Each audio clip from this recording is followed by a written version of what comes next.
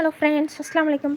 Welcome back to my channel. இன்றைக்கி நம்மளோட சேனலில் நம்ம என்ன பார்க்க போகிறோம்னா, பிஸ்கெட் பணியாரம் எப்படி செய்கிறதுன்னு தான் பார்க்க போகிறோம். அதுக்கு நான் இன்றைக்கி என்ன எடுத்திருக்கேன்னா, இந்த கப்பில் 2.5 கப் அளவுக்கு கோதுமை மாவு எடுத்திருக்கேன். அப்புறம் 2 ஸ்பூன் அளவுக்கு ரவா எடுத்திருக்கேன். கொஞ்சமாக உப்பு ஆட் பண்ணி இதை ஃபுல்லாக நல்லா மிக்ஸ் பண்ணி வச்சுருக்கேன்.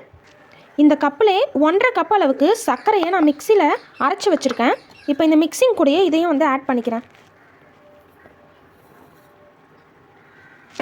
2 முட்டையை நான் உடச்சி ஊற்றிருக்கேன். இதை மிக்சியில் அரைச்சிக்கலாம். இப்போ 2 ஸ்பூன் இந்த மிக்ஸில் கீ ஆட் பண்ணிக்கலாம். இந்த கீயை இந்த மிக்ஸ் கூட நல்லா மிக்ஸ் பண்ணிக்கலாம். அரைச்சி வச்சுருக்கேன் அந்த முட்டையை இதில் ஆட் பண்ணிக்கலாம். இப்போது இது கூட வாட்டர் ஆட் பண்ணி நல்லா மிக்ஸ் பண்ணிக்கலாம். ஒரு மாவு பதம் அளவுக்கு இந்த மாதிரி சப்பாத்தி மாவு பதத்துக்கு நல்லா பிசைஞ்சு வச்சுக்கலாம். இது ஒரு 20 மினிட்ஸ் அப்படியே ஊற வச்சிடலாம். மாவு நல்லா ஊறிடுச்சு. இப்போ சப்பாத்தி மாவு அளவுக்கு இதை நல்லா உருட்டி வச்சுருக்கோம். இப்போ இதை மாதிரி கட் பண்ணி எடுத்துப்போம். அப்போ தான் ஒரு ஷேப் வரும். அதனால தான் இந்த மாதிரி கட் பண்ணுறது.